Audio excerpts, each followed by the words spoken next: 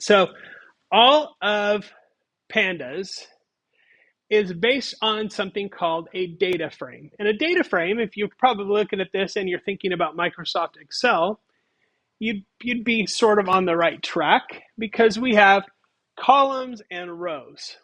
And typically in a data frame, each row contains a single record of data. So if I had a data frame of student information for BC, what I might have is I might have a column that is first name, last name, email, and phone number, right? For everybody.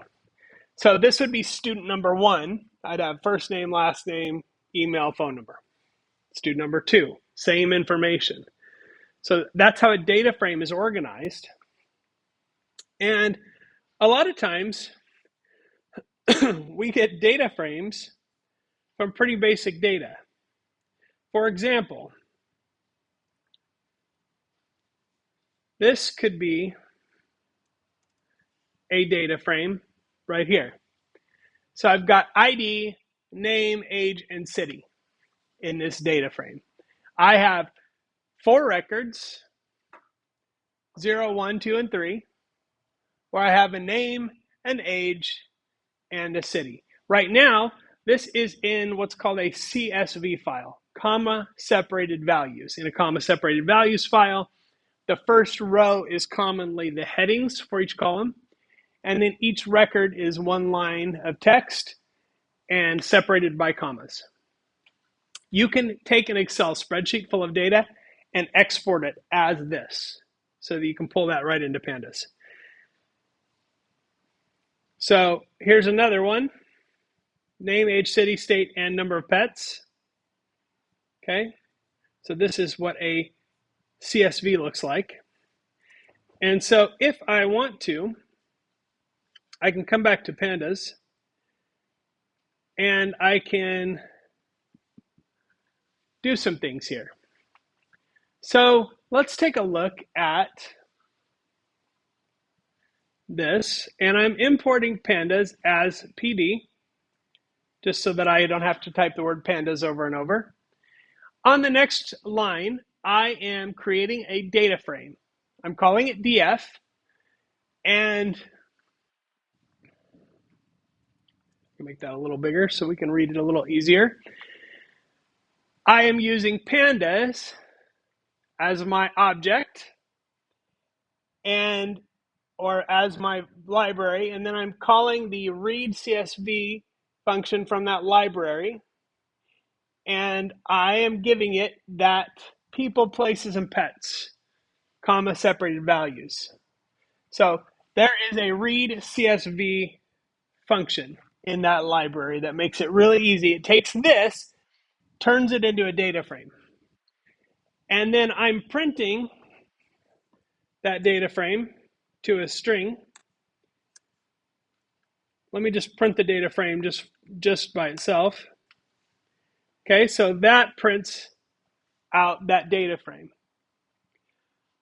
That's useful, but you'll notice that it skips. It goes 0, 1, 2, 3, 4, cuts off, and then it gives me the last. So it gives me the first 5 rows and the last 5 rows, skips everything in between.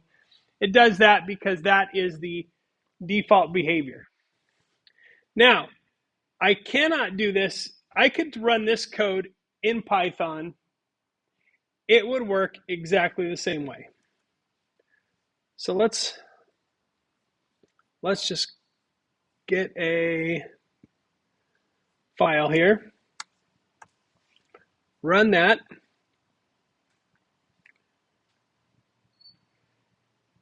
And there it is. Same thing. Same exact thing, right? But the bummer about this, as opposed to a Jupyter notebook, is that I'm running here. I see what I did, and then the effects of that are here. If I run some other code, it's going to replace that. So I lose what I'm doing. But if I want to delete that cell, If I want to, I can add another cell down here and I can say, I can pick up where I left off here. So now Pandas is imported, the DF exists, so I printed that. There's another way to print a DF inside Jupyter, and that is just to say DF. And then it prints it in a nicely formatted way. Because all I'm saying in Jupyter Notebook is show me that object. That is particular to Jupyter Notebook. If I do that here in Python,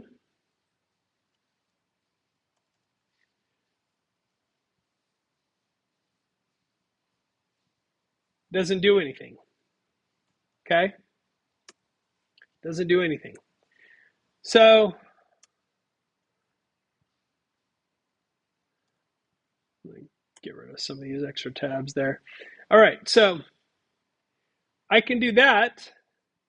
I can also, if I want to see all of the rows here, notice this is truncated also. This is truncated. If I want to see everything, I can say print df to string like that, which is a method of that data frame object that prints everything from that data set. So if it's a huge data set, I'm getting all of it. So now in this cell, it has the entire data set for me, which is useful if I want to scan through it and kind of see what's there.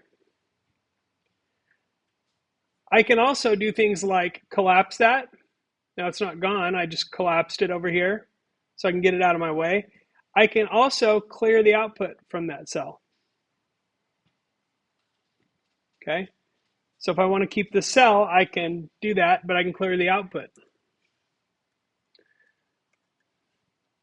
So that's what a data frame looks like. There's a small one again, same thing.